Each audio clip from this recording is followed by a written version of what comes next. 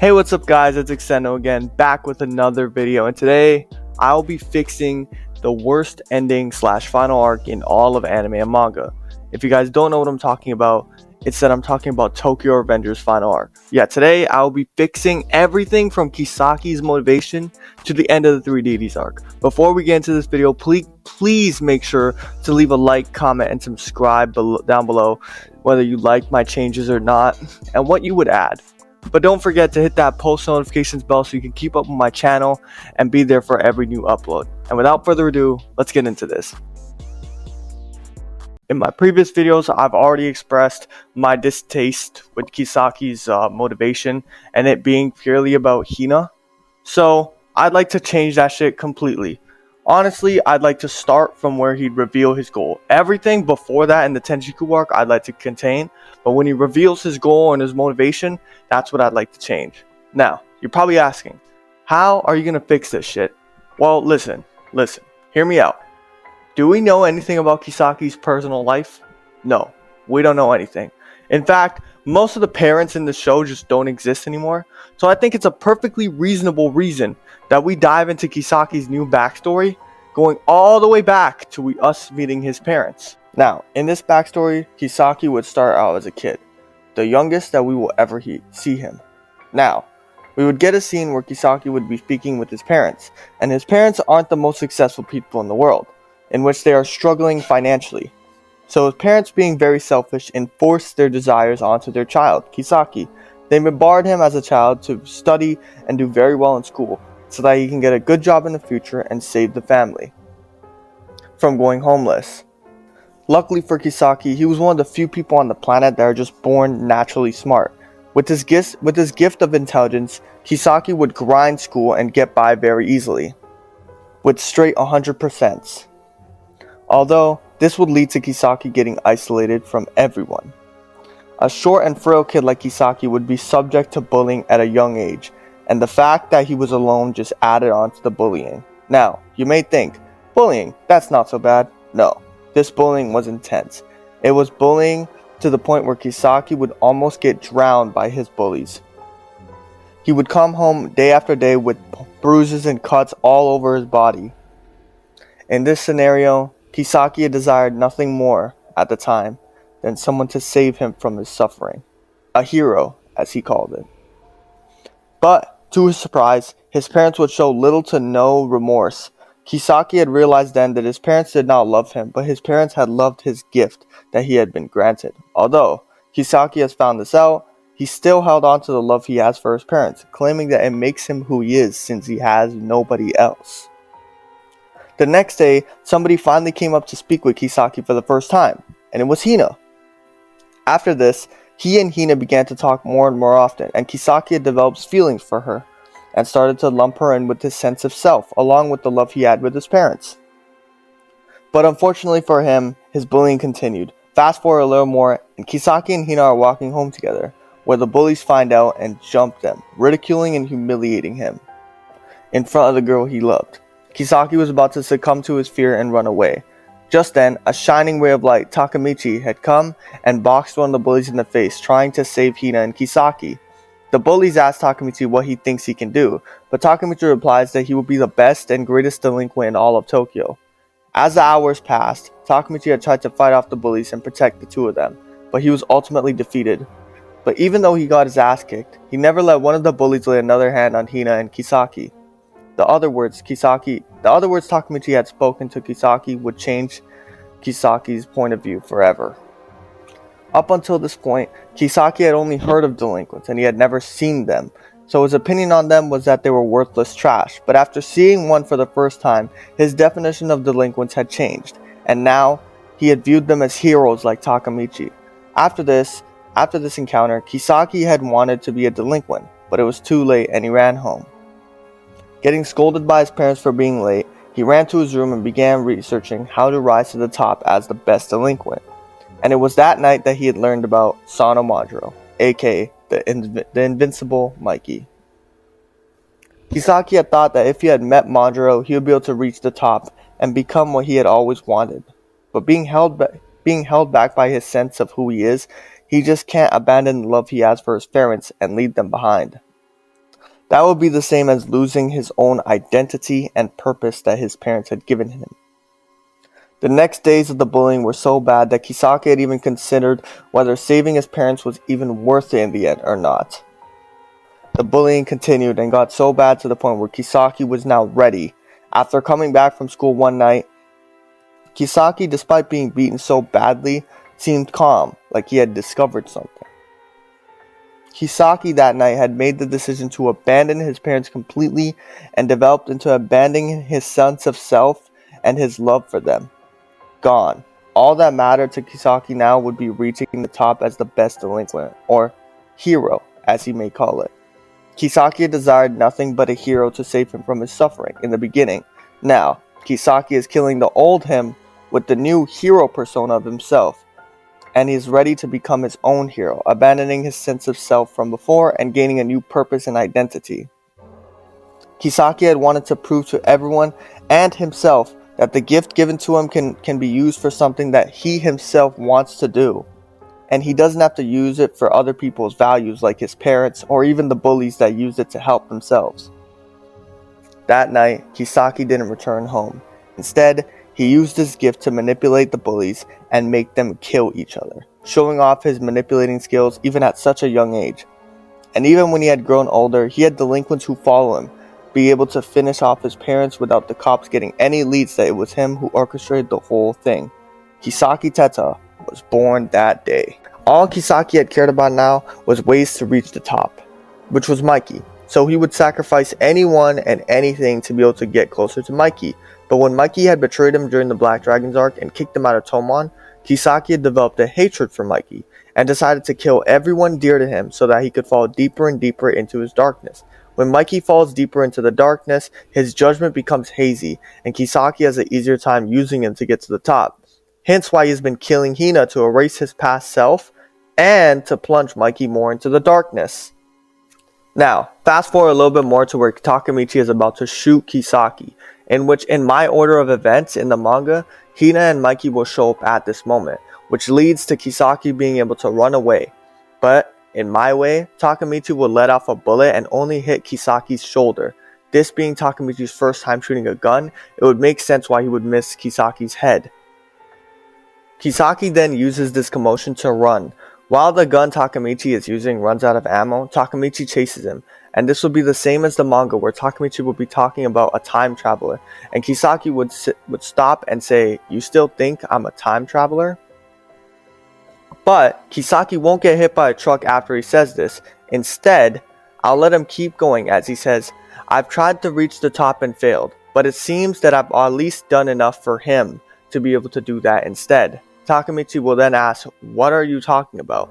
And Kisaki would reply with, "Mikey's darkness has finally reached its limit." Right after he says this, though, he would get hit by the truck and die. I feel like this scene would be fire because it would cause tension between Mikey and Takemichi, and also the readers know that the series won't just be ending after Kisaki's death, and there might be a little bit more to the series. This would also set up for the final arc. The final page for Kisaki's conclusion will be a paper with Kisaki's last test that he took come out of a printer, and instead of 100%, it should be 99, symbolizing how his plan was left incomplete and also how his gift was not perfect. Kisaki's dynamic with Takemichi would parallel each other, as Kisaki left his original fate for the sake of being selfish and sacrificing everyone for his goal, while Takemichi abandoned his original fate by selflessly saving everyone for his goal. Why Kisaki had wanted to become the best delinquent and not just some random is because he wanted to prove to his parents and himself that he was able to use his gift for something that he wanted to do and not something that they had tried enforcing onto him. He also had wanted to be at the top because he doesn't want to be below someone ever again because of the trauma he suffered at the hands of his bullies.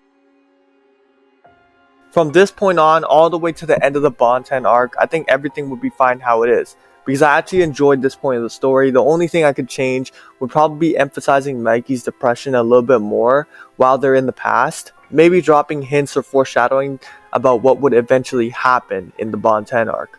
But that's just a minor change. Moving on. I don't think I would change anything up until chapter 225. except for a little hints about Senju and more foreshadowing about her eventual backstory and reveals later. Remember that we added that extra chapter for Kisaki revealing his backstory.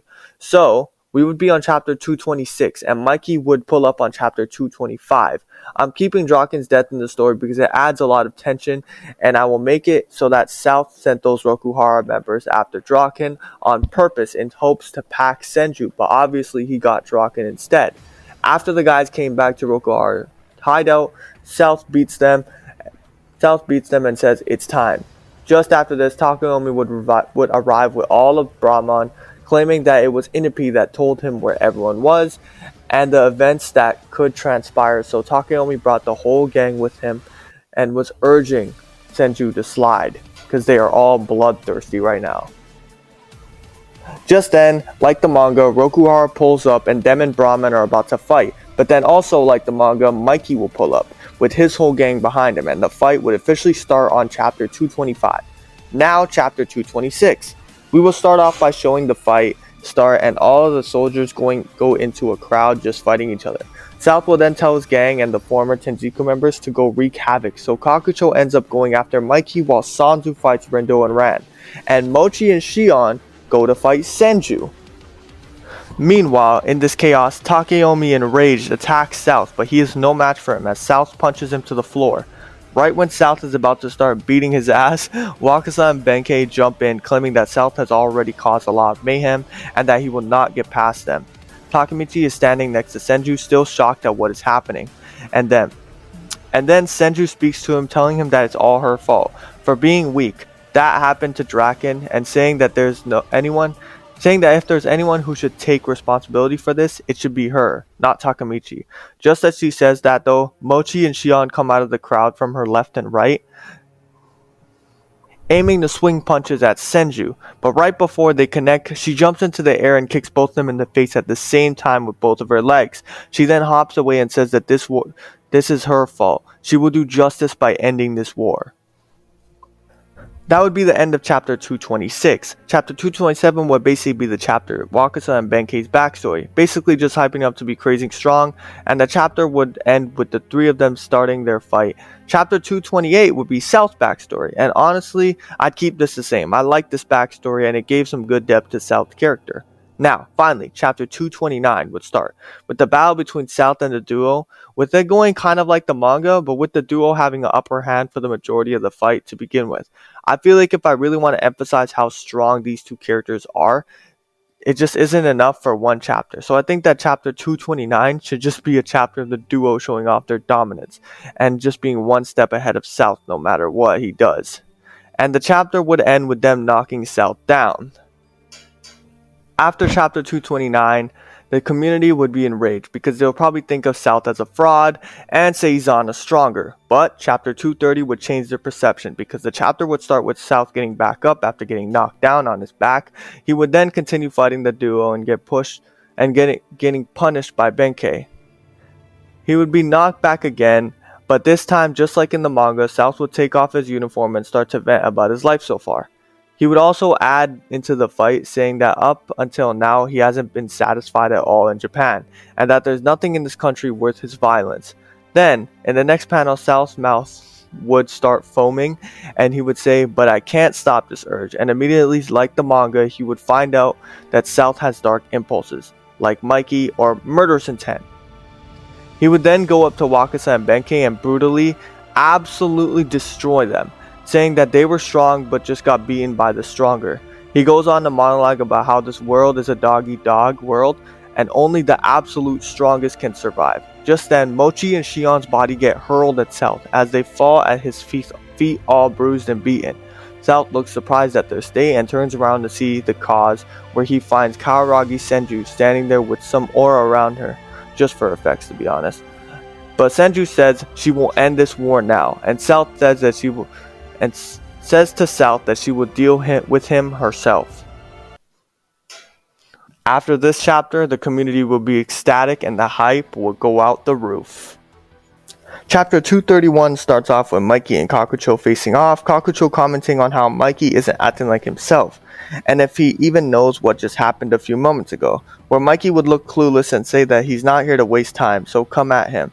Kakucho would then charge at Mikey. We would then switch to Senju and South's battle, where Senju would show off her insane skills in the air, being too fast and acrobatic for South to land a blow on her. The next chapter would be a lot like chapter 231 in the original manga of Tokyo Revengers, but I'm going to abandon the entire plotline of Senju only getting into the deities because of the legendary duo and the first generation Black Dragons. I just feel like that makes her look weak and makes her look pathetic, so I'm just going to abandon that completely, and I'm also going to abandon the fact that Takeyomi's actually doubting her from beating South. But yeah. At the end of this chapter, Senju would knock down South to his knees, and while standing over him, she would claim herself, the only woman on this battlefield, is the strongest. Chapter 232 would start with the flashback of Takeyomi, and it would be a lot like chapter 230 of the original manga. But instead of apologizing for the situation, Takeyomi would be crying because the home that he was accepted once again is about to be destroyed by Roku Haratandai. For that, he is sorry and wishes that he thought more before going into this war. But Senju stops him and says that all the burden is on her shoulders now, and the burden is all hers since Brahman is her gang, and she would not let it end here. She will end this war. Just then, South would get up and say it's been a long time since he's gotten this so worked up, and the real battle will start now. Chapter 233 is where the battle would actually start, because Senju and South would be fighting all over the parking lot, going back and forth, attacking each other. However, South would struggle to connect good hits on Senju because of her speed, and Senju would be able to hit and not get hit versus South because of his size. Senju would comment, saying, "Is this all you got, Toronto South?" after hitting him in the face with another kick. But just then, South would counter her right after her attack lands and punches Senju in the face, sending her flying back. He would then yell, "Vivo!" And then he goes on a monologue saying Karagi is the strong and that he doesn't want this battle to end because he's just having way too much fun. He then charges at her faster than he ever has. Senju is wondering what the fuck happened because she is hitting him, but it doesn't seem like it's slowing him down. She claims that her weakness is her stamina and aims to gain some ground between the two, but South is on her ass, screaming, "What's wrong, Karagi Senju? Let's fight." Soon as he says this, Karagi Senju uses her momentum running backwards to propel herself forward and land a kick on South's face, causing him to bleed from the mouth. But South does not seem phased after this and swings Senju, which she barely dodges. But then he grabs her with his right hand and slams her into the ground, getting ready to Kazutora her. After getting a look into South's eyes, Senju gets put into a mini flashback where we see her standing over 3 dead bodies with blood all over her hands. She snaps out of it before South punches her and pokes his eye while kicking him off just to get away. Senju now understands what is happening and realizes that this is a case of South's murderous intent or dark impulses, because he was born out of his trauma from violence and the violence that he was raised in. Whenever he gets hit in his dark impulse state by an attack, he does not feel it. Kind of like when you have adrenaline in real life, so when you hurt him or cause violence to him in that state, all it does is fuel his adrenaline and make him stronger. Senju then says that her current state, she cannot beat South because her attacks are simply too weak, and the only way to beat him would be using that, quote unquote. Takeyomi seems to have noticed about Senju thinking and shouts, telling her not to use it. If she did use that technique, she would kill everyone there. But inside her head, Senju has already made up her mind that she will not give in to her impulses like South, to defeat him. But just as she does it, her and South both look to the right and left of each other, where they see a giant aura of darkness. The aura then spits out a battered and beaten Kakucho right in front of South, and South is shocked by how badly Kakucho got destroyed, but then smiles at the aura after he sees Mikey walk through it in all his glory. Mikey has arrived in front of South. South then smiles in excitement, saying that he's been waiting for this moment. Senju looks at Mikey in pure fear, saying no way. The chapter ends off on this cliffhanger. Chapter 234 would get straight into it as Mikey is facing down with South. As South yells, this is the finale of this battle, Sano Manji, but before he could finish, Mikey is hitting South with a barrage of punches and kicks. South steps back and fires a punch at Mikey, but Mikey sidesteps it, getting hit a little in the process. But then he grabs a hold of South's right arm and dislocates it. Takemichi comments on how Mikey isn't taking any prisoners and that he's completely lost control too. And at this rate, he might kill South. Mikey then starts to hammer down kicks and punches at South, leaving his face very bloody. But just then, Mikey punches South with his right again, but to his surprise, South catches Mikey's punch in midair and lets out a huge grin. Through all the blood on his face, he then pulls Mikey in by his arm and headbutts Mikey hard as fuck in the cranium. Mikey's head starts gushing blood as he is probably concussed from the impact. But it's not over yet as South lets go of Mikey's arm, letting him fall back, and performs the best feat we have ever seen in the series. South would pop his right arm back into place by swinging a punch at Mikey and hitting him full force dead center, sending Mikey flying back. This chapter would end with South screaming Vivo, and we would get this kick-ass panel of South standing over Mikey on the ground, and he claims that he is the unparalleled South. Chapter 235 would start off with a flashback from Mikey's POV when he fought Kakacho. It would be basically the beginning of the sequence from chapter 231 of the original manga, where Mikey would reveal that yes, he does know about Draken's death, but he would see that everyone has died in his head in one picture, and say, "Thank you all. Because of you, I am the invincible Mikey." He then gets up from South's attack saying, "Kenshin, I won't let your death go to waste," as Mikey's aura spirals out of control and he and South face off again. But this time, South is landing more blows as Mikey can't afford to block the punches because of South's power, and it's hard for him to dodge because he is lightheaded and dazed from the last punch South had hit him with. Senju then explains that South's punches can cover a wide area of space, so it's difficult to dodge them. But you have to be extremely fast to be able to dodge them, and blocking them is unheard of. We cut back to the fight as Mikey tries landing a kick with his right, but South manages to block it, leaving everyone shocked. He was not able to do that before. Right after he blocks it, he hits Mikey with another body shot, sending him flying back. Senju then explains that Mikey has 3 types of kicks. His normal kick, which isn't a power kick, but used in quick combat. Then his power kick, where he would slam your head into the concrete. To do this, he needs time and foot stability. And his air kick. But with not that much distance between him and South, it's hard for Mikey to get into the air. So Mikey gets his weakest and normal kicks blocked by South because they are too weak and he's dazed. They are still fast as fuck. How with South blocking? His power kicks, he doesn't get enough time to charge them up because South is constantly coming forward and he will hit Mikey if he tries a power kick, and the air kicks he doesn't have enough space. Senju then claims that she sees no way Mikey can win, in which Takemichi starts to yell, "Mikey, stop," because he keeps getting countered by South every time he tries the power kick. And now his face is full of blood. South then goes in for the kill, yelling Sano Manjiro is defeated, where he swings his punch, but Mikey again gets hit trying to sidestep it. But this time, Mikey uses South's arm to propel himself into the air like Senju did previously, and land a power kick straight through South's block and to his dome, knocking South clean into the ground, where Mikey stands over him and everyone is shocked. And in Senju's head, she thinks to herself, how did he do that? And says, is this the true power of the invincible Mikey? The genius of Sano Manjiro.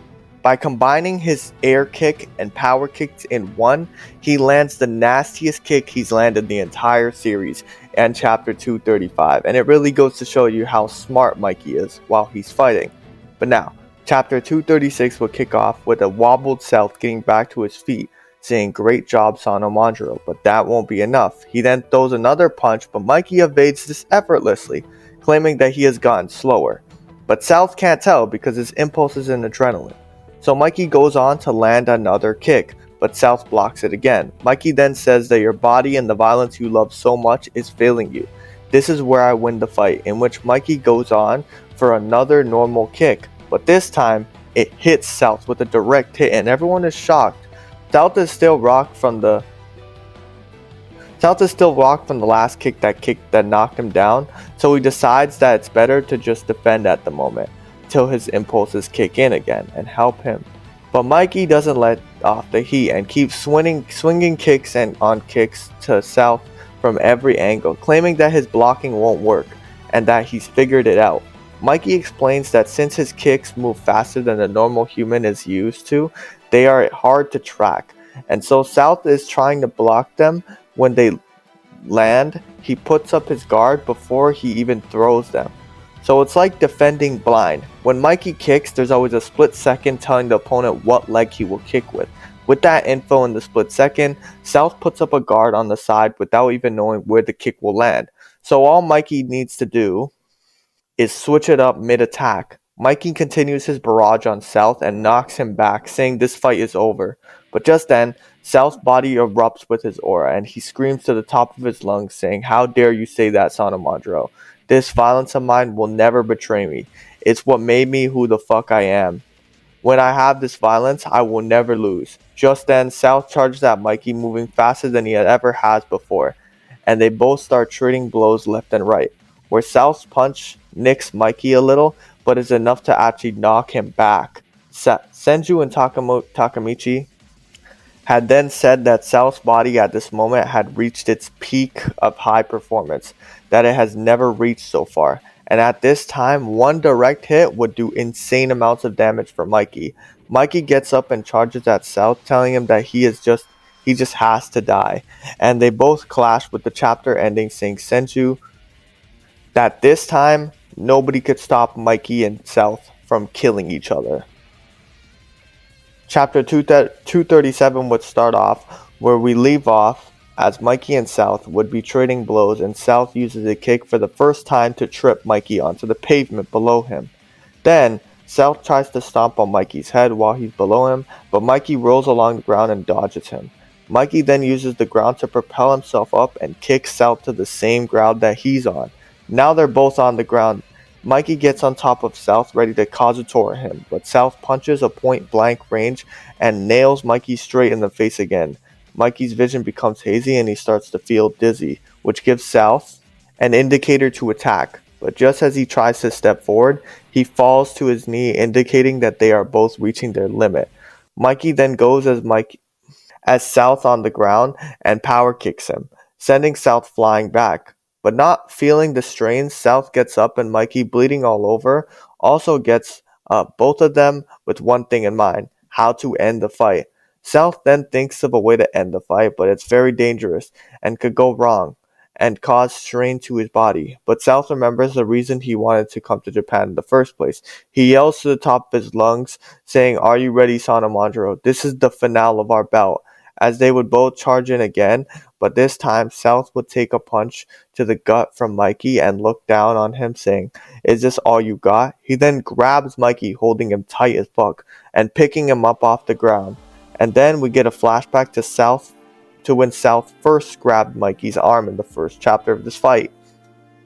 When South first grabbed Mikey, he realized that Mikey cannot get out of his grip, so he decided to end the fight by suplexing him and Mikey both onto the pavement. Takamichi then screams and says, "South, are you insane?"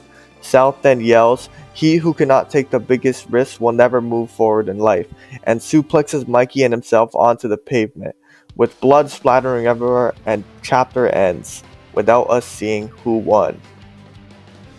At the start of chapter 238, Mikey gets a flashback of him and some random people who we have never seen talking, and some girl tells him in a hospital bed, "Madro, whatever you do with this life of yours, just make sure you do what you want, no matter what." Mikey then wakes up and he and South are still in battle, and we see that before South dropped him, Mikey had spun a little so that the impact would not be as bad, but Mikey and South both get up looking like they have nothing left. South then says that this is the greatest thrill that he's ever had and that he feels amazing. Still, Mikey says that if all South can do is destroy, then he will destroy him. To that, South yells and they both charge at each other completely at their limits. He says battered and beaten, battle is something to rejoice, especially ones like this, because this is the requiem of the strongest. As their heads clash together, we get cut over to Inupe that got the news that Draken had died from Coco, and he immediately knows that something bad is going to happen, so that he screams at Coco to call the cops, or something bad will really happen. Chapter 239 would start with Mikey and South barely standing, trading blows once again, and South will get caught up in the moment, just keep speaking about how good it feels to fight Mikey, like they do. But then, his thrill gets put to an end because he sees Takamichi stop their battle right in front of him. And Takamichi yells at Mikey telling him to relax or South will die.